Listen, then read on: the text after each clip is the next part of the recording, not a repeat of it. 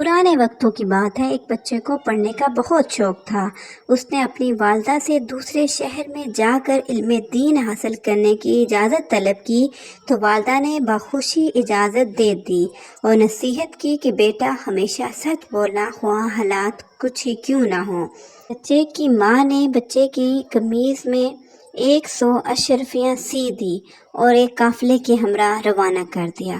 خدا کا کرنا کیا ہوا کہ قافلے پر راستے میں ڈاکوؤں نے حملہ کر دیا اور اہل قافلہ کا سارا مال و اسباب لوٹ لیا۔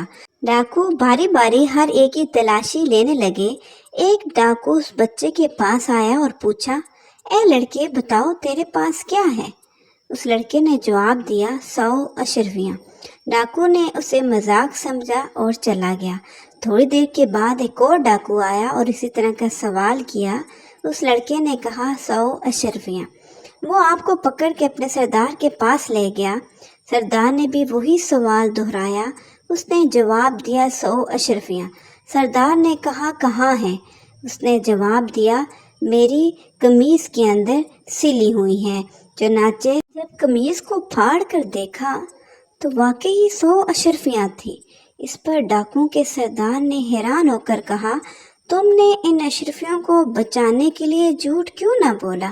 اگر تم انکار کر دیتے تو تم پر شک بھی نہ ہوتا اور ہمیں پتہ ہی نہ چلتا کہ تمہاری قمیض میں اشرفیاں سلی ہوئی ہیں۔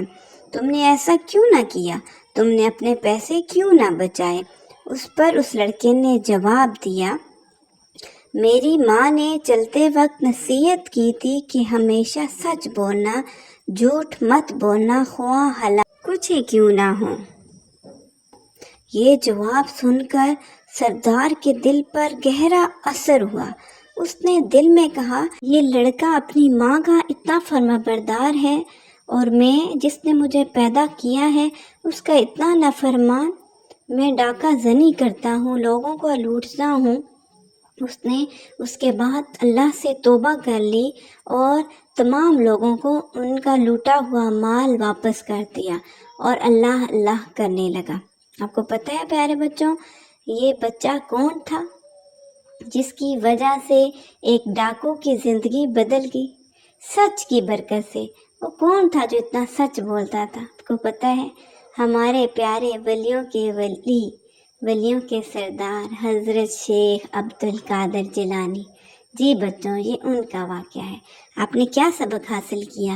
کہ ہمیشہ سچ بولنا ہے، سچ سے آپ کی زندگی بدل جائے گی۔